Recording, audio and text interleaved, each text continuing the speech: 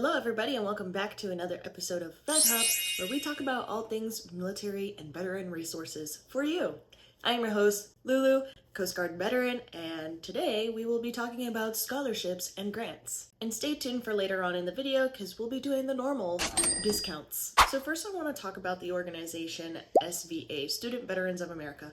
I also have a video going a little bit more in depth about this organization. They also offer scholarships, which is a really cool thing for us because we can dabble into a little bit more of financial assistance. They have a list of many different types of scholarships. They are geared towards specific programs, so you just have to do the research on which one fits you. So I did my research and I whipped out my handy dandy iPad here. They have a handful of scholarships that they all have different timelines to where you have to submit your application. But the few that I saw were the RTX SPY 6, and that is exclusively only for Navy. Sorry, every other branch, but this is only just a Navy application. Then they have a Google scholarship, so if you're planning on working for Google, they offer that for you. They don't care what branch you're in. Then they have the RTX Patriot, and that is only U.S. Army. Sorry, other branches, but that's just for the Army. Another one that I found was the John Endelman Scholars. This one is specifically designed for people studying in the mental health area. If you want to do mental health counseling, this is a scholarship that you can apply for. And then the last one that I found was the Comcast/NBC News, and that's all that I could find for SVA, but there is another handful of plethora of scholarships that I'll be going through today. Don't forget that for each of those scholarships, they have those different requirements, so you just have to dive in a little bit deeper into what all the application is looking for. And like I said earlier, some of them are specific to a particular branch or a particular degree. And then something else that I wanted to go over is your school/university can also offer you different types of grants and scholarships within the school. I was able to apply for a handful of scholarships within the school, and I just had to fill out application for the entire school, and they just sent me what all I was getting. Moving right along, the Pat Tillman Foundation offers scholarships as well. The only prerequisite that you really need is to be a veteran, or you could be a spouse of the veteran, and you have to fill out their application. I believe this one needs an essay. Sorry folks, but I think a lot of these are going to require some essays.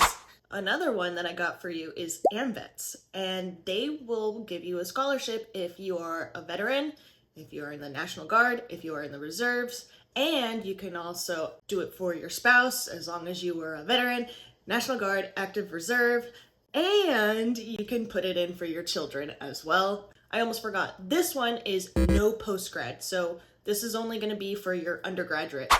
Folds of Honor is another one that I came across. I saw that you need to be a dependent and or spouse of fallen or of a disabled veteran.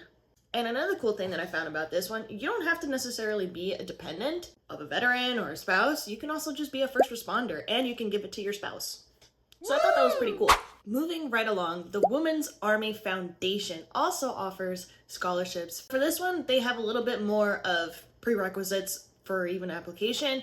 You have to be a woman in the U.S. Army, Reserve, honorably discharged, and National Guard, and studying for STEM. You can also do this scholarship for undergraduate or graduate. Last but not least, I want to talk about FAFSA because this is probably the most important one that you'll keep seeing out there, especially if you're applying for different scholarships. A lot of the ones that I mentioned require you to have your FAFSA already filled out. Another cool thing about the FAFSA is you can also get grants just from applying for FAFSA, and they'll let you know your reward information once they finish going through your paperwork. And you can slap that on top of another scholarship. So now you know there's a lot of scholarships/grants out there for you that you can use on top of your GI Bill, your whatever bill you're using, or if you're just paying out of pocket, you can use these scholarships to help you pay for school. And as promised in the beginning of this video, I'll be going over some discounts for you this week. I wanted to bring up Apple. Apple also offers discounts for military members. You just have to fill out their application and it's already incorporated into your Apple ID. It does work and it's 10% off of an Apple product. And for the Apple discount, you have to be either a veteran, an immediate family of the veteran, that you have to live in the same home for this discount to apply to. Another cool one that I found is Samsung. Samsung can offer up to 30% discounts off of their products. Home Depot and Lowe's both offer 10% discount for veterans as well. I believe for Home Depot, there is a sign up process that you have to use their app and sign in through there. Lowe's, I believe you can just show your ID and it works. Under Armour offers 20% off. You can be either a veteran, active duty, or a first responder. So I thought that was cool too.